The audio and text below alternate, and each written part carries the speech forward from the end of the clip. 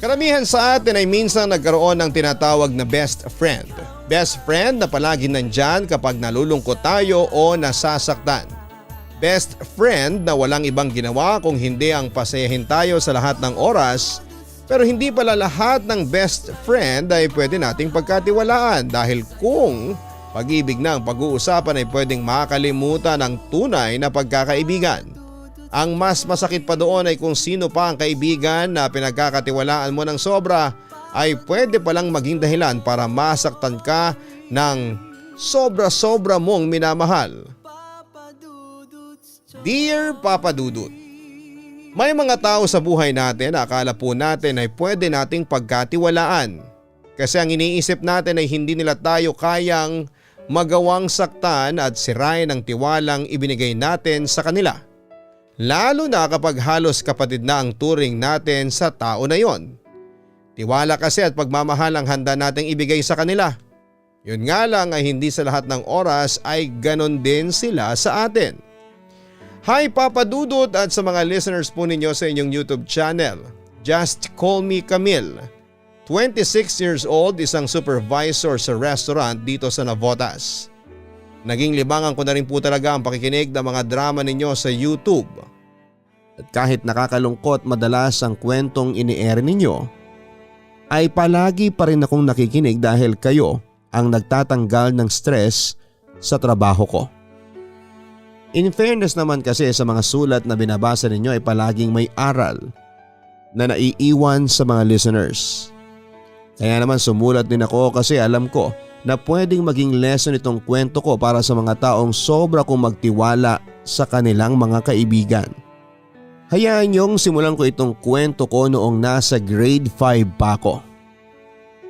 Transfer ako sa school namin dahil bagong lipat lang din kami ng magulang ko sa isang probinsya.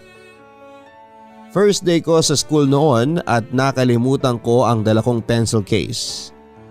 Kaya naman ang problema talaga ako ng umaga sa unang klase namin. Wala kang panulat?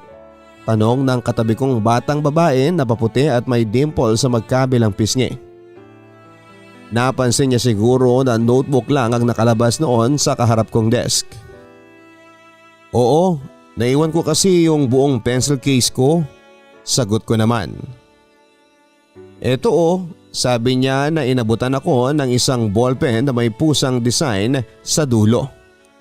Ang cute naman ito. Wika ko nang mahawakan ko ang cute na ballpen na inabot niya. Nagustuhan mo? Gusto mo sa'yo na lang? Tanong niya. Ha naku nakakahiya naman. Kaagad na pagtatanggi ko. Okay lang yon. May ganyan pa ako. Eto tingnan mo parehas tayo. Sa'yo na lang yan para partner tayo ng ballpen. Ako nga pala si May. Kami lang pangalan mo hindi ba? Tanong niya. Oo tama ka. Salamat dito sa ballpen May. Sagot ko. Wala yon basta partner na tayo ha. Para palagi akong may kasama. Nakangiti pa niyang wika. Nung una madalas lang kaming magpartner sa mga school activity. Hanggang sa tawagin na naming best friend ang isa't isa.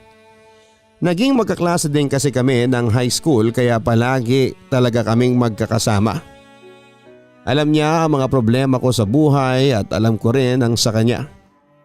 Wala na nga yata kaming naitatago pang sikreto sa isa't isa.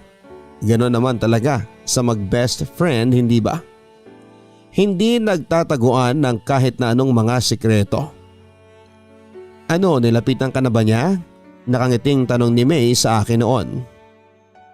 JS prom namin sa 4th year at hinihintay ko na lapitan ako para isayaw ng crush ko na si Delphine.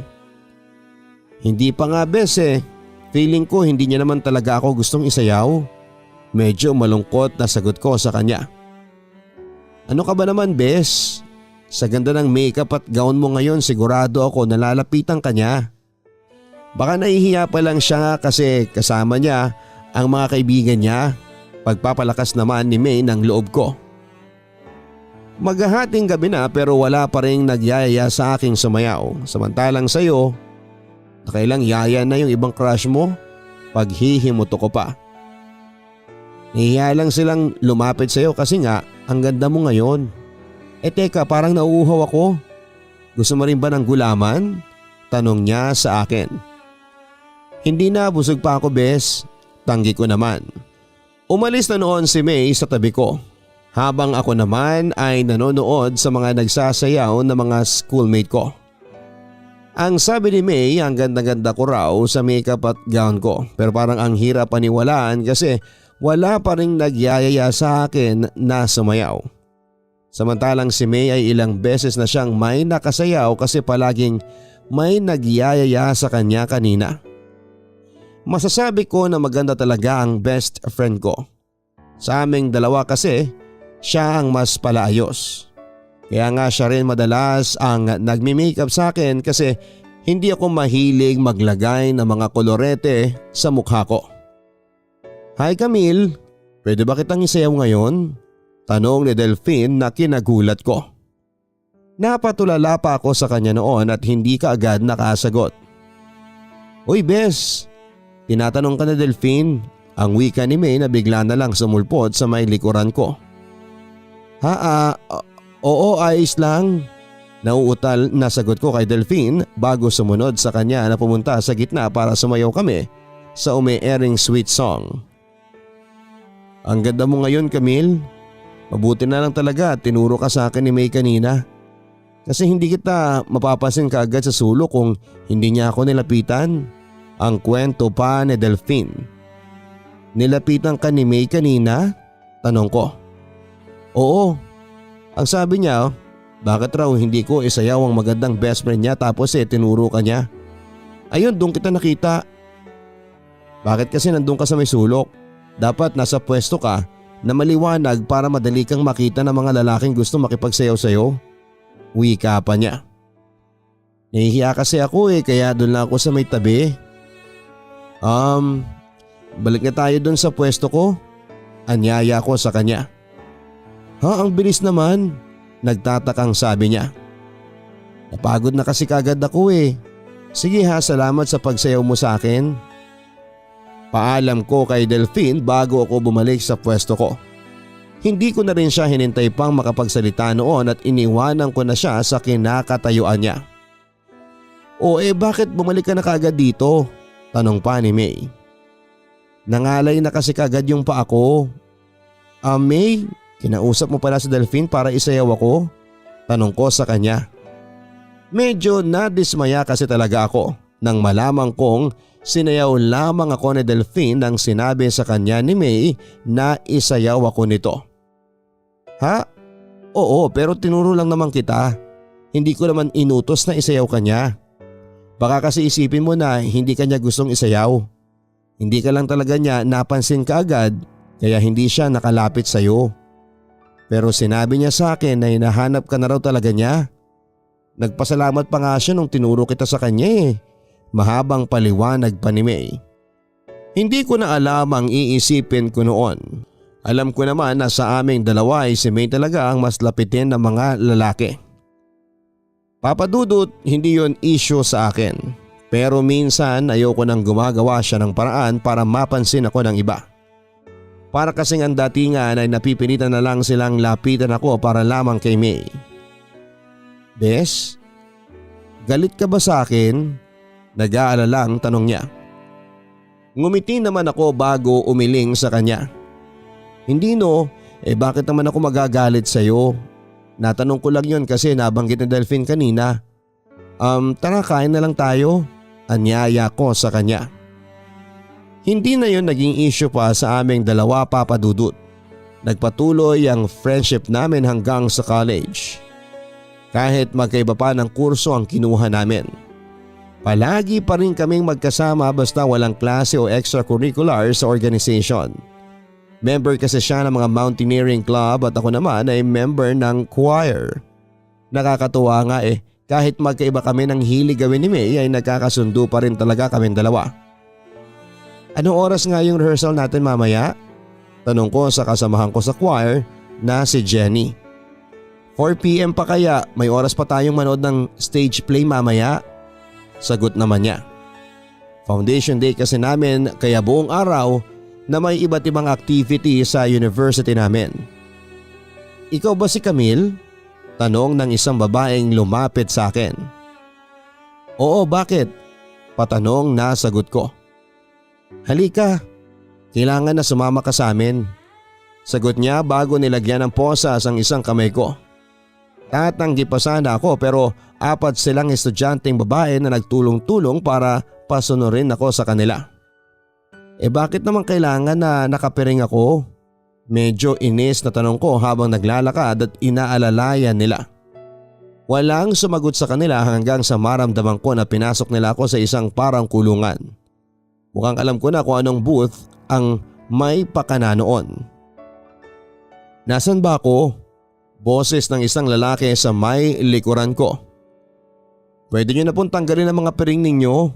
Utos naman ang isang boses ng babae. At nang matanggal ko ang piring ko ay bahagya akong napaatras. Nang makita ko kung sino ang kasama ko sa maliit na kulungan na parang kasya ang 3 tao lang. Ang liit tuloy ng distansyang nagawa mula sa lalaki lalo na at magkaposes pa ang tigisan naming mga kamay. Uy, palabasin nyo na kami rito. Ang wika pa ni Edward sa mga taong nasa labas ng kulungan. Kilala ko siya dahil siya ang unang naging crush ko mula nang mag-college ako. Sorry pare, pero 2 oras kayong magkasama dyan sa jail booth. Nakangising sagot ng isang lalaking nasa labas ng jail booth. Ang dami-daming pagtitripan kami pa. Ang wika pa ni Edward. Ganun talaga, pangalan nyo ang nabunot eh. Kaya i-enjoy nyo na lang ang 2 oras dyan sa loob ng booth. Ang wika pa ng lalaki. Ay nako, ewan ko sa inyo. Napapailing na sabi ni Edward bago humarap sa akin. Ayos ka lang ba? Tanong niya sa akin. Oo naman, sagot ko bago iniwas ang tingin sa kanya. Grabe mang trip tong mga nasa jail booth no? Kung sino na lang talaga ang pinagsasama nila sa booth. I'm Edward nga pala, anong name mo? Tanong niya ulit sa akin. Camille, sagot ko sa kanya. Parang pamilyar sa akin. Member ka ba ng choir? Pag-uusisa pa niya. Oo, sagot ko ulit. Ang tipid mo namang sumagot. Huwag ganyan Camille, sige ka, ikaw rin. Mapapanisan ka ng laway kapag ganyan kasi 2 oras pa tayong magsasama dito. Nadatawang wika niya na ikinatawa ko na rin. Ayan, gumiti ka na rin. Mas maganda ka pala kapag ganyang nakangiti ka. Bagay sa'yo. Yung mga ngiti mo na yan. Wika pa niya na nagpapula lalo ng mukha ko. Muli ko tuloy naiwas ang tingin ko sa kanya dahil sa pamumula ng magkabila kong pisngi. Bes, ang boses ni May ang nagpalingon sa akin sa labas. Nakangiti at kinikilig siyang kumaway sa akin noon. Alam niya kasi kung gaano ko ka-crush si Edward. Kumaway na lang din ako sa kanya noon. Magkakilala kayo ni May? Tanong ni Edward. Oo, best friend ko siya. Sagot ko naman. O talaga? Magkasama kami sa mountaineering group eh. Hindi ko alam na may maganda pala siyang best friend. Ang sabi ni Edward na muling nagpatameme sa akin. Nakakatuwa ka naman. Kung anong ingay ni May sa office namin, yun namang tahimik mo. Huwag ka mag-alala. Kung hindi ka mahiling magsalita, mapapagod ka namang makinig sa mga kwento ko. Ang wika pa niya. Hindi nga halos siminto ang pagsasalita noon ni Edward Papadudut.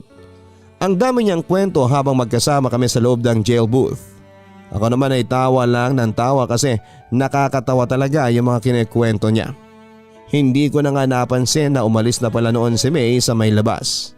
At aaminin ko na sobrang nag-enjoy ako na kasama si Edward. Nang matapos ang oras ng pagkakakulong namin ay niyaya ako ni Edward na magmeryenda kaya lang ay sinabi ko sa kanya na may practice kami ng choir. Kaya hindi ako pupwede. Ang sabi niya ay hihintay na lang daw niyang matapos ang practice namin kasi wala naman daw silang activity noon sa organization nila. Kaya naman sobrang kinilig talaga ako, Papa Dudut. Hinintay nga ako ni Edward sa labas ng studio namin. Kasama niya pa noon si May na tinutokso kaming dalawa. May usapan din kasi kami ni May na sabay na magdi-dinner pero ang sabi niya kami na lang daw muna ni Edward ang mag-date kaya umalis na rin kaagad siya. Sa isang tapsihan kami noon kumain ni Edward Papadudut at kagaya noong una ay marami siyang kwentong bao noon. Kahit 2 oras na kaming magkasama sa jail booth. Siya rin ang naghatid sa akin pauwi sa bahay namin.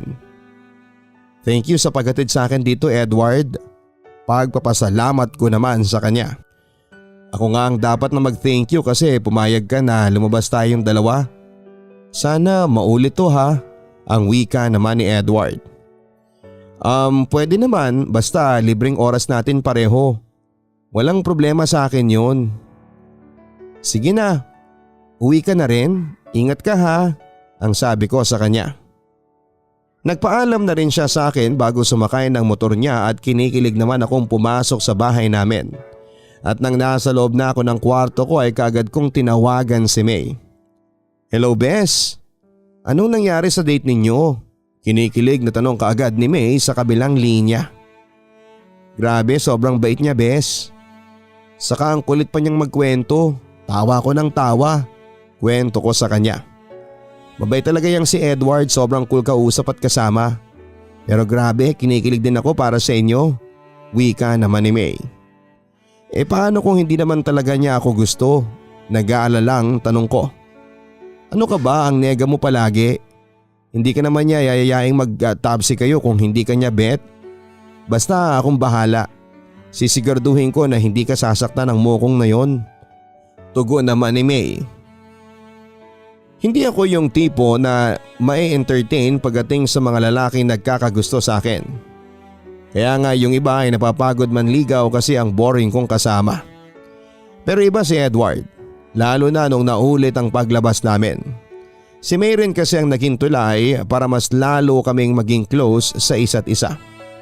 Siya ang nagsiset ng date para sa aming dalawa. Palagi nag-aabot ng mga regalo mula kay Edward at gumagawa ng way para malaman ni Edward ang mga gusto kong bagay. Hanggang sa natuloy na nga sa panliligaw ang effort ni Edward Papadudut. At hindi nagtagal ay sinagot ko na rin siya. Sobrang saya pala ng feeling ng first relationship. Sobrang nakakakilig sa lahat ng oras. Kasi bago lahat sa pakiramdam. Kumbaga ay nangangapa pa ako noon kung paano ba ang maging isang girlfriend. Pero dahil alam ni Edward na wala pa akong ibang nagiging boyfriend ay inalalayan niya ako pagdating sa relasyon naming dalawa. Siya yung palaging mas malambing at nag-e-effort sa aming dalawa. Siya yung palaging nagpaparamdam ng pagmamahal at kilig sa relasyon namin. Kaya nga hiniling ko noon na sana kami na rin talagang magkatuluyan sa huli. Good morning baby, ang bati ko kay Edward. Inilapit ko na mga labi ko sa pisngi niya kagaya ng nakagawian kong gawin sa tuwing pupuntahan ko siya sa coffee shop kung saan kami madalas na magkita.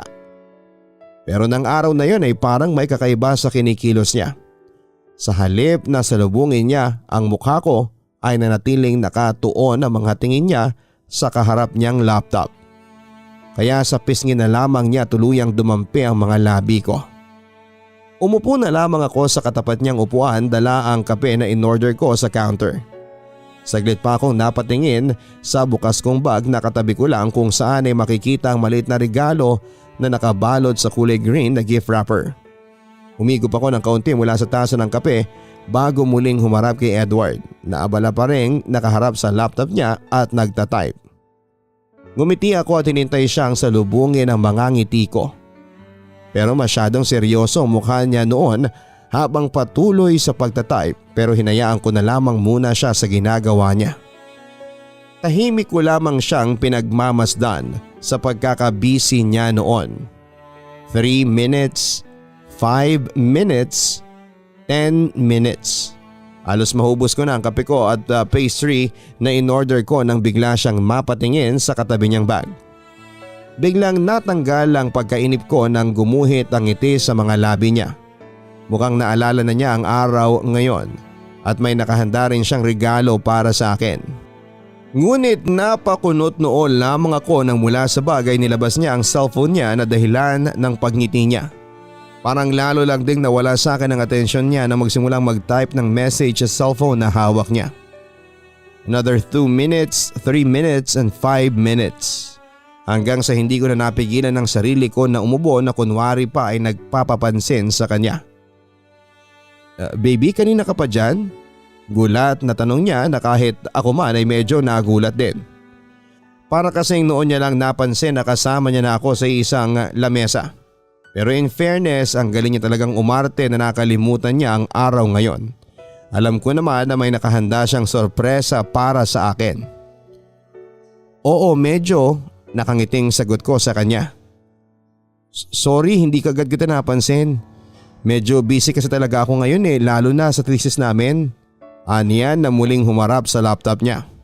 Graduating na kasi siya sa course na Mechanical Engineering at ako naman ay third year college pa lamang sa tourism. Kaya mas busy talaga siya kumpara sa akin. Napabuntong hininga ako na magsimula ulit siyang mag-type. Unti-unti nang nawawala ang excitement ko kaya nag-decide na akong unahan na siya. Happy 10th monthsary baby, ang bati ko sa kanya. Gumuhit rin ang ngiti sa labi niya nang makita ang hawak kong regalo pero may halong pagkagulat. Pinilit kong hindi malungkot ang mukha ko dahil mukhang mali pala ako nang inaasahan noon. Akala ko ay may nakahanda siyang sorpresa para sa akin. Nakalimutan mo ulit? Tanong ko pero may ngiti pa rin sa mga labi ko. Dahil yon ang pangatlong pagkakataon na nakalimutan niya ang monthsary namin. Baby, sorry, malungkot na wika niya. Okay lang baby, don't worry, tugon ko naman. Alam ko naman kasing busy lang talaga siya. Graduating siya at hanggang ngayon ay hindi pa rin tapos ang thesis nila kaya dapat naintindihin ko na lamang siya. Inabot niya ang kamay ko at hinawakan. Baby, sorry talaga, wika ulit niya. Ngumiti na lamang ako bilang tugon. Ramdam ko naman ang sincerity sa boses niya at sa sorry niya. Okay lang naman talaga ang nangyari na yon. Alang namang awayin ko pa siya dahil lang nakalimutan niya ang tungkol sa araw na yon. Saka isa pa ay monthsary namin ngayon kaya ayaw kong magtalo pa kami. Muling tumunog ang message tone ng cellphone niya na umagaw ng atensyon niya. Muli ring gumuhit ang ngiti sa mga labi niya. Baby, I have to go, sabi niya. Ha? Gulat na sabi ko. Na hindi pa nga kami nakakapag-usap ng maayos tapos ay aalis na siya kaagad. Sorry baby. Nag-text kasi yung thesis partner ko at kailangan naming magkita ngayon. Sorry talaga, babawi na lang ako sa iyo bukas. Bye, paalam niya. Tahimik ko na lamang siyang inihatid tanaw palabas ng coffee shop bago ako napabuntong hininga. Nakalimutan na niya ang monthsary namin tapos ay iniwanan pa niya ako ngayon na nag-iisa. Bigla ko tuloy na alala na naging madalas na ganon ang senaryo naming dalawa ni Edward. Kapag magkasama kami o nagkikita ay bigla na lamang may magte-text sa kanya. It's either mapapangiti na lamang siya or iiwanan ako kasi may emergency raw kagaya ngayon. Hindi ko alam kung bakit pero nasasaktan na kaagad ako sa mga ganong simpleng pangyayari. Kasi siguro ay hindi naman siya dating ganon. Sweet na boyfriend si Edward at wala na nga akong mahihiling pa sa tuwing magkasama kaming dalawa. Pero lately talaga ay parang unti-unti siya nagbabago. Hindi naman siya nanlalamig sa akin pero parang may kulang na sa tuwing magkasama kaming dalawa. O kahit pa nga sa mga oras na hindi kami magkasama. Dati rati kasi ay pinaparamdam niya na nami-miss kaagad niya ako kapag wala ako sa tabi niya. Palagi siyang tumatawag, magte-text o kaya ay magpapadala ng pagkain. Pero ayun nga, lately ay parang pabor pa sa kanya na hindi kami magkita. Parang okay lang na hindi kami magkausap sa cellphone. At hindi niya ako masyadong pinapansin kapag kasama niya ako. Ewan ko ba? Pero ayaw ko naman talagang bigyan ng hindi magandang kahulugan ang nangyayari sa amin noon. At ayaw ko rin maging tama ang mga bagay na tumatakbo sa isipan ko o hinalang nararamdaman ko. At dahil araw ng Sabado noon, papadudod ay tinawagan ko na lamang si May at tinanong kung busy ba siya. Sinabi niya na medyo raw at pwede raw na sa hapon na lang kaming magkita. Gusto ko lang talaga ng kausap noon kaya sumagot ako ng ayos lang. Nanood na lamang muna ako ng sining mag-isa bago pumunta sa meeting place namin ni May. May problema ka ba Camille? Tanong ni May. Bumalik ako noon sa coffee shop na nasa second floor lang din ng mall. Doon na lang din kasi ako nakipagkita kay May. Wala naman, Tipid na sagot ko habang pinaglalaruan ang straw na nasa kaharap kong baso. Wala naman pero abot langit ang buntong hininga mo. Pansin niya bago humigop sa sarili niyang iced coffee. Okay lang ako. First day kasi ng menstruation period ko kaya medyo wala ako sa mood magsalita ngayon. Sagot ko naman. Bakit pala nakipagkita ka pa sa akin dito kung wala ka naman sa mood na kausapin ako? Hay nako Camille, huwag ka na mag-deny sa akin. Sabihin mo na kung ano yan, makikinig ako. Pangungulit pa ni May. Nabaling ang tingin ko sa kanya. Sa best friend ko na naging tulay para mabuo ang masayang love story namin ni Edward. Siyang palaging saksi sa mga espesyal na pangyayari sa buhay namin ng boyfriend ko. Si May na best friend ko ang isa sa mga naging dahilan kung bakit mas lalo kong minahal si Edward. Dahil sa matagal na pagkakatitig ko kay May ay hindi ko na malaya na napaluhan na pala ako papadudot. Uy Bes, bakit ka umiiyak? Grabe siya nagtatanong lang ako. Gulat na wika ni May bago inabot ang tissue mula sa tabi niya bago binigay sa akin. Ito ang tissue, wika niya. Salamat. Pigil ang mga luhang sagot ko naman. Ano ba kasing problema? Sabihin mo na sa akin, pag-uusisa pa niya. Tinuyo ko muna ng tissue na hawak ko ang pisngi kong basa ng luha bago nagsalita. Feeling ko hindi na ako mahal ni Edward. Lalo akong napaluhan nang sa wakas ay masabi ko na ng buo ang bigat na dinadala ko sa dibdib ko. Matagal ko na yung nararamdaman at natatakot ako na makumpirma na tama ang hinala ko. Sobrang mahal ko na si Edward at hindi ko alam kung ano ang mangyayari sa akin sa oras na mawala siya sa buhay ko. Saglit namang natahimik si May bago hinawakan ang kamay ko at pinisilyon. Ano ka ba? Ano bang sinasabi mo? Mahal ka ni Edward, Bes? Pagpapakalma niya sa akin. Wala na kasi siyang palaging oras para sa akin Hindi ko na siya nararamdaman bilang boyfriend ko. Saka parang ayaw na niya akong nakakasama ng matagal pagkikwento ko pa sa kanya. Pinunasan ng hinalaki ni May ang mga luhang patuloy pa rin sa paglandas sa mga pisngi ko. Bago siya nagsalita papadudot. Napaparanoid ka na naman Camille. Sige ganito na lang. Natatandaan mo ba noong Halloween party natin last year? Yung halos lumuhod siya sa may stage habang kumakanta para lang mapansin mo siya? Tapos yung pinuntahan kanya sa rehearsal ninyo sa choir? Ang haba kaya ng hair mo kasi ang laki ng chocolate at the bouquet ng roses na dala niya. Pati nung sinagot mo siya last intrams, halos magsisigaw at magkatalon siya habang nagpe-perform yung cheering squad sa may court. Lalo na noong first month rin ninyo. Pinuntahan ka niya sa classroom at kinuntsaba pa ang professor mo at mga classmate mo para i-surprise ka, hindi ba? O yun ba ang sinasabi mong hindi ka niya mahal? Grabe ha, wika ni May. Hindi ko na napigilan ang mapangiti sa pagsasalita niya sa akin ang mga effort na ginawa ni Edward para sa akin. Idinagdag pa ang OA na reaksyon ng mukha niya. Opposite ko si May, kung anong tahimik ko ay siya namang kengkay at taklesan niyang babae. Kaya nga raw kami talaga nagkakasundo ang sabi ng iba kasi sobrang magkaiba raw talaga ang ugali namin. Alam ko namang graduating si Edward so malamang talagang busy siya. Hindi ba sinabi na niya sa'yo dati pa na in the near future para rin sa inyong dalawa yon? Yung pagsusumikap niya na makatapos ng pag-aaral para yun sa inyong dalawa. Dagdag pa ni May habang sinusuklay ng daliri ang nagulo kong buhok. Tuluyan ang napawi ang pangamba sa dibdib ko. Tama si May. Baka masyado lang naging abala si Edward sa thesis nila at ako naman ay naging sensitive. Dapat hindi ako nag-iisip ng kung ano-ano pa. Sabi nga ni May para naman sa future namin ni Edward ang lahat ng nangyayari. Thank you ha. Ikaw na lang palagi ang taga-absorb ng mga bigat na nararamdaman ko. Ikaw na madalas ang nag-aayos ng mga problema namin ni Edward, ang sabi ko pa sa kanya. Hinawakan niya ulit ang kamay ko pero sa pagkakataong yun ay mas mahigpit na. Para saan pa at naging mag-best friend tayo Camille? Wika niya.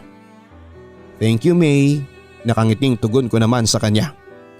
Napakaswerte ko talaga sa best friend ko papadudot.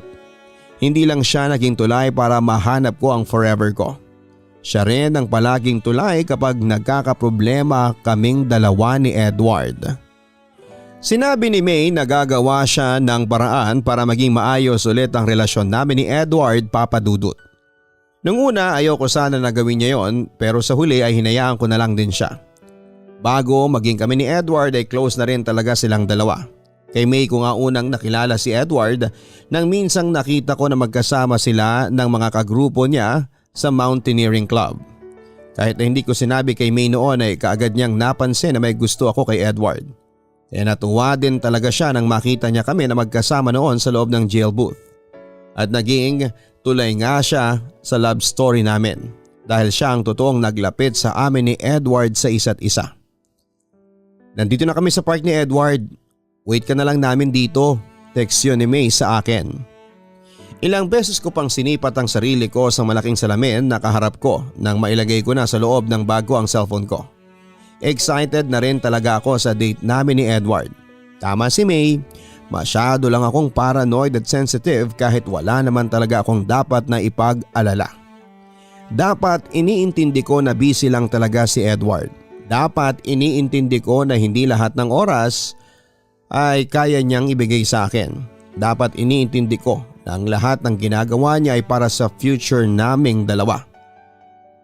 Nang pumunta ako sa park ay kaagad ko naman silang nakita doon.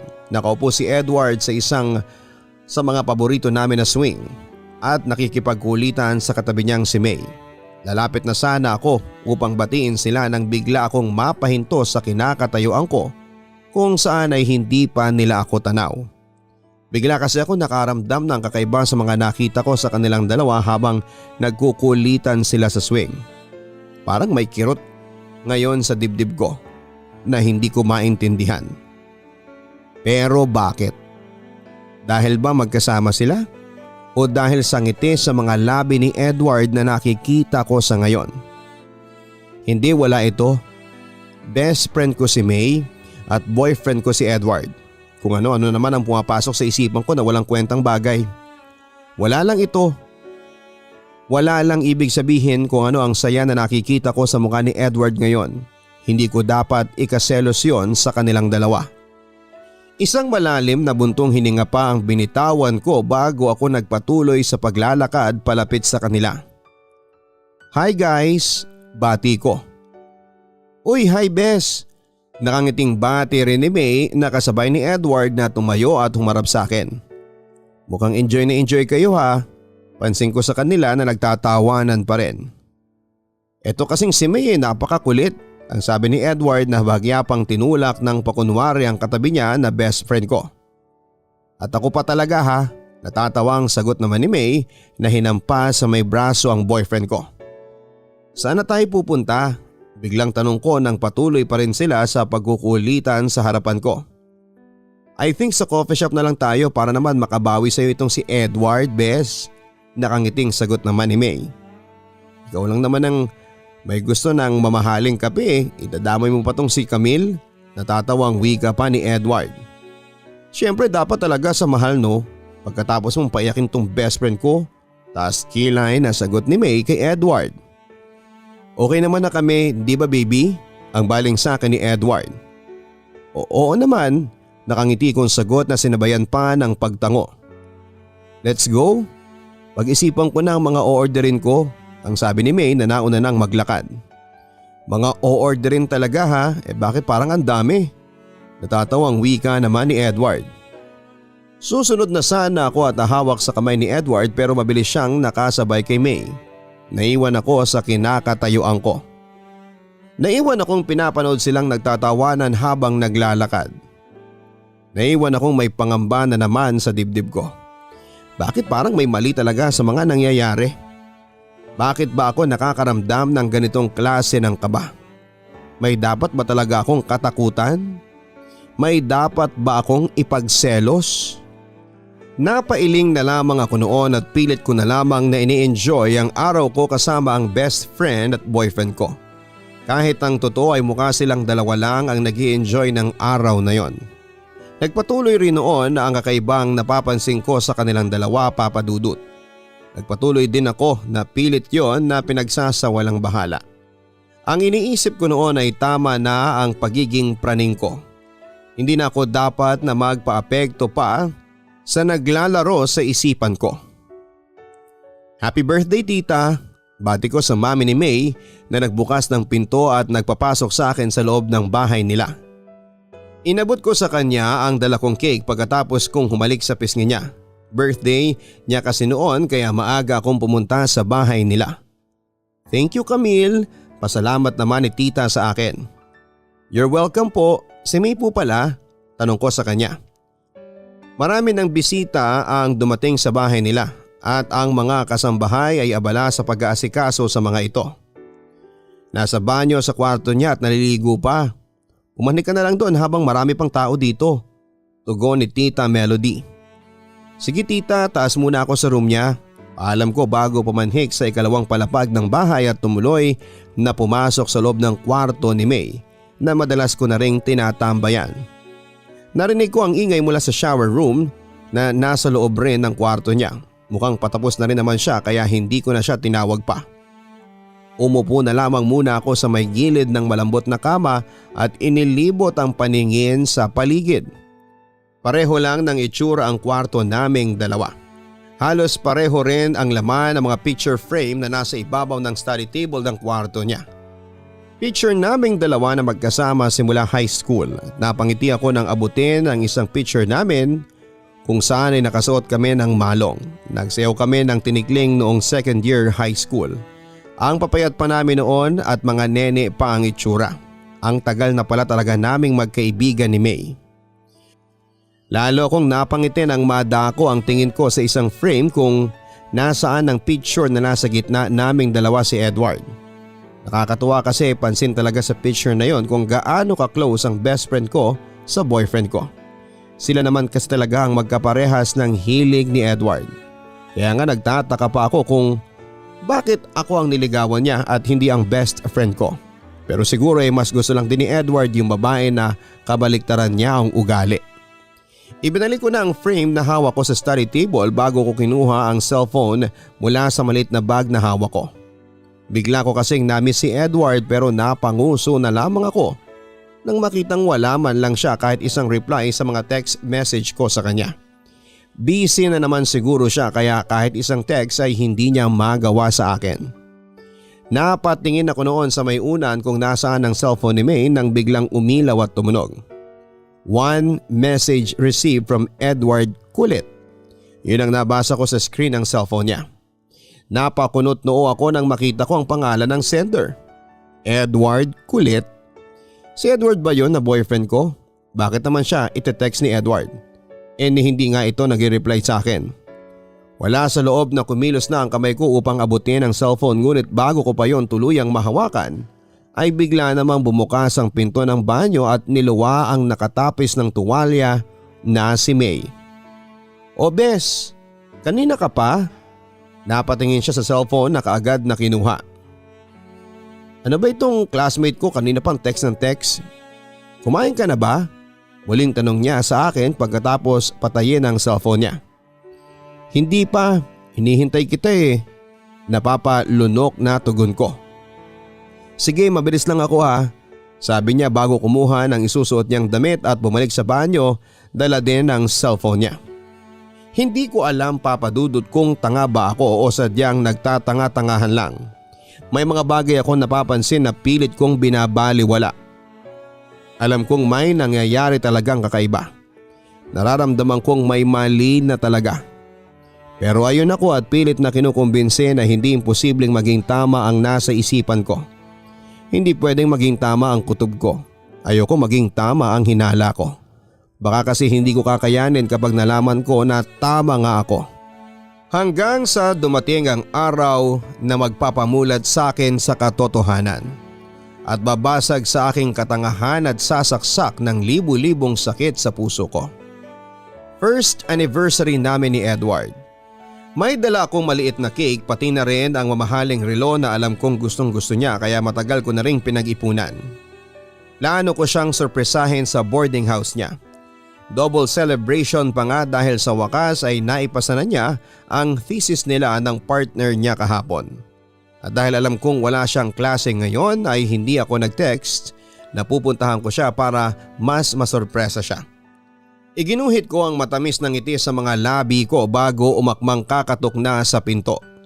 Pero hindi ko na naituloy ang pagkatok nang makarinig ako ng pamilyar at hindi inaasahang boses mula sa loob ng boarding house. Nakagat ko ang pang-ibabang labi ko na nagsimula ng mangatal kasabay ang pagbilis ng tibok ng puso ko. Hindi na tama ito, Edward. Itigil na natin to. Boses yun ni May. Oo, hindi ako pwedeng magkamali. Alam ko na siya yon. Wala tayong ititigil dahil walang mali sa ginagawa natin, May. Sagot naman ni Edward. Alam mo kung ano ang mali, Edward? Girlfriend mo si Camille. Girlfriend mo ang best friend ko. Baka sa boses ni May na nagpipigil na siya ng mga luha niya. May, ikaw ang una kong nakilala. Ikaw ang una kong naging kaibigan at alam mong ikaw ang una kong minahal. Kung hindi mo lang naman ako binased noong una hindi ko liligawan yung best friend mo. Hindi ko siya gagawing panakip butas. Pero ngayon alam ko na pareho tayo ng nararamdaman para sa isa't isa. Ngayon alam ko nang mahal mo rin ako. Hindi na ako papayag pa na mawala ka sa akin. Seryosong sagot naman ni Edward. Natutupi ko na ang bibig kong sobrang nangangatal na. Ang sakit-sakit na sa lalamunan ko dahil sa sobrang pagpipigil ko sa mga luha ko. Tama ba itong mga naririnig ko sa ngayon? Totoo ba ang lahat ng ito?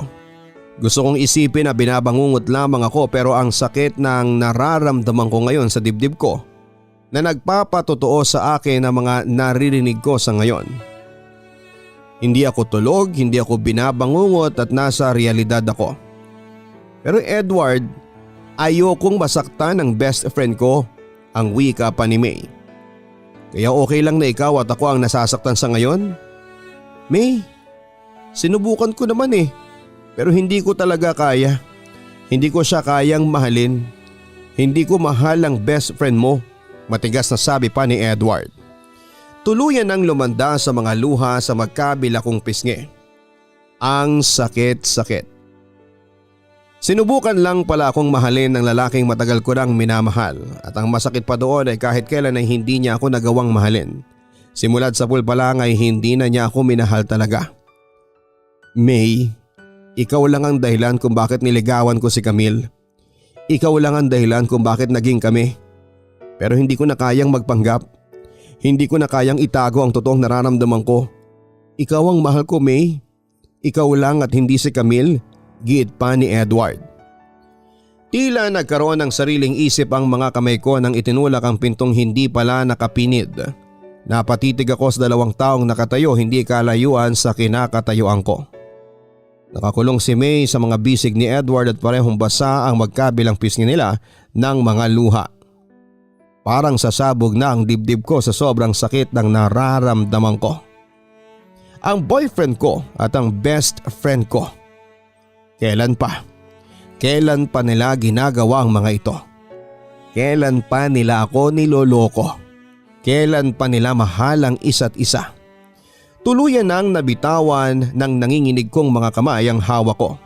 Agad na nasira ang hugis puso na cake na binili ko at lumikha naman ang munting ingay ang nabasag na lalagyan ng mamahaling relo na nabitawan ko na rin. Dahilan yon upang sa wakas ay makuha ko ang atensyon ng 2 taong tila nasa eksena ng isang soap opera. Bes, naiiyak na usal ni May. Itinaas ko ang braso ko at iniharap sa papalapit na si May ang palad ko. Ayokong lumapit siya sa akin. Baka hindi ko siya matansya at tuluyan ko siyang masaktan ng pisikal. Huwag mo akong matawag-tawag na bes. Ang kapal ng mukha mo. Sobrang kapal ng mukha mo, May. Nanginginig na ang boses ko noon dahil sa pagpipigil ko sa sarili ko na maiyak. Ayokong makita nila akong mahina. Ayokong makita nila akong talunan sa laro nila ni Edward. Bes, please, magpapaliwanag ako. Naiiyak na wika ni May. Wala ka nang dapat na ipaliwanag kasi narinig ko na ang lahat. Alam ko na. Alam ko nang mahal ka ni Edward at mahal mo rin siya. Yun naman ang summary ng gusto mong ipaliwanag, hindi ba? Na pareho ninyo akong ginawang tanga. Sabi ko sa kanya. Nangangatal na mga labi ko at nanginginig na rin ang katawan ko dahil sa galit na pilit ko pa ring pinipigilan. Camille, kasalanan ko ang lahat. Huwag ka naman sanang basta na lang magalit kay May. Pagtatanggol ng boyfriend ko sa best friend ko. Talaga kasalanan mo lahat to, Edward. Ang gwapo mo eh. Kaya tinuhog mo kaming dalawa ng best friend ko. Huwag kang mag-alala. Tanggap ko naman ang relasyon ninyo kasi bagay na bagay kayo. Pareho kayong sinungaling at manluloko. Happy anniversary nga pala, Edward, ha. Happy last anniversary sa ating dalawa. At sana maging masaya kayo sa panlulokong ginawa niyo sa akin. Huling wika ko sa kanya bago pumatak ang mabibigat na luha mula sa mga mata ko. Tumalikod na ako at naglakad palayo. Palayo sa boarding house ni Edward. Palayo sa kanilang dalawa. Gusto kong pumunta sa malayong malayo kahit alam kong kahit gaano pa kalayo ang marating ko ay hindi noon mababawasan ang sakit na nararamdaman ko. Sa park ako dinala ng mga paa ko, Papa Dudut. Naupo ako sa isang swing na madalas naming tambayan ni Edward at May. Lalo akong naiyak nang muli ko silang maalala. Wala naman akong ibang pwedeng gawin ngayon kung hindi ang umiyak para kahit papaano ay gumaan ang pakiramdam ko. Sana nga ay gumaan yon kahit papaano. Ang best friend ko at ang boyfriend ko, ang love story ng buhay ko na akala ko ay ako ang bida. Yun pala, ako ang matagal ng kontrabida sa love story nilang dalawa. Unti-unti ko nang napagtanto ngayon ang lahat. Wala akong karapatang magalit sa kanila sa kabila ng ginawa nila sa akin. Sa kabila ng sakit na nararamdaman ko sa ngayon. Dahil noong una pa lamang, ako na ang kontrabida. Dahil si May ang totoong nagparaya. Siya ang totoong nasaktan sa aming dalawa. Siya ang totoong mahal ng taong mahal ko. Papa Dudut, pareho ko na silang iniwasan mula ng araw na yon. Sinubukan pa ni May na makipagayo sa akin pero masyadong masakit ang ginawa nila sa akin ni Edward. Kaya naman tuluyan ko ng pinutol ang komunikasyon naming dalawa. Nang makagraduate ako ng college ay lumuwas po ako ng Maynila para makalayo na sa mga alaala naming tatlo. Mahigit 2 taon nang nakakalipas pero eto at hanggang sa ngayon ay medyo naluluha pa rin ako habang sinusulat ko itong kwento ko. Wala na po akong balita sa kanilang dalawa. Oo, medyo naghilom ang sugat na iniwan nila sa akin pero may kirot pa rin. Siguradong darating din ang araw na mapapatawad ko naman sila pero hindi pa yon sa ngayon. Salamat Papa Dudut sa pagpili nitong kwento ko, medyo madrama pero alam kong nakapag-iwan naman ang aral kahit papaano. Ang inyong masugid na tagapakinig, Camille. Maraming salamat sa ating sender na si Camille sa pagsulat mo sa aking YouTube channel at tama ka na medyo madrama talaga itong sulat mo, ano? Pero yung drama na may laman at nakapag-iwan ng inspirasyon sa mga nakikinig sa iyong kwento. Masakit naman talaga ang maloko lalo na ng iyong sariling best friend. Nandun na yung feeling na para bang pinaglaruan ka ni na Edward at ni May yung nararamdaman mo para sa kanilang dalawa. Kaya hindi kita masisisi kung hanggang ngayon ay nasasaktan ka pa rin ng dahil sa kanila. Ang nakakatuwa sa iyo kahit paano ay bukas ang isipan mo na magpatawad sa kanilang dalawa. Hindi man sa ngayon, ang mahalaga doon, alam mo, sa sarili mo na handa ka magbigay ng closure at kapatawaran balang araw. Mga ka-online, hindi lahat ng taong pinagkakatiwalaan natin ay kayang ingatan ang buong tiwala na ibinigay natin sa kanila. Mahirap naman kasi talagang kalabanin ang puso pagdating sa pag-ibig.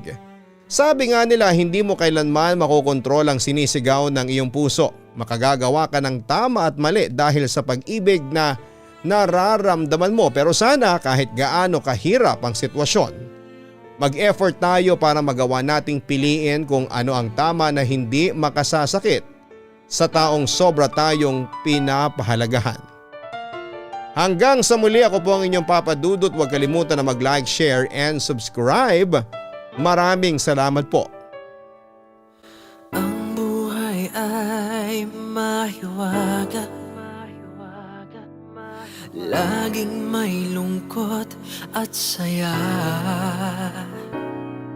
Sa Papa Dudut Stories, laging may karamay ka.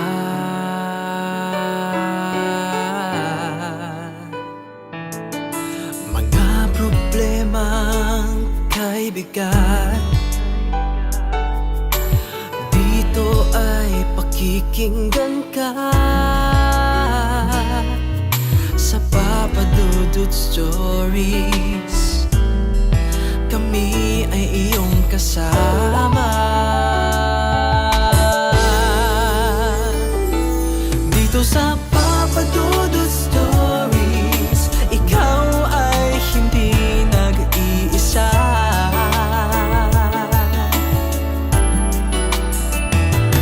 Dito sa Papa Dudut Stories, may nagmamahal sa'yo. Papa Dudut Stories, Papa Dudut Stories.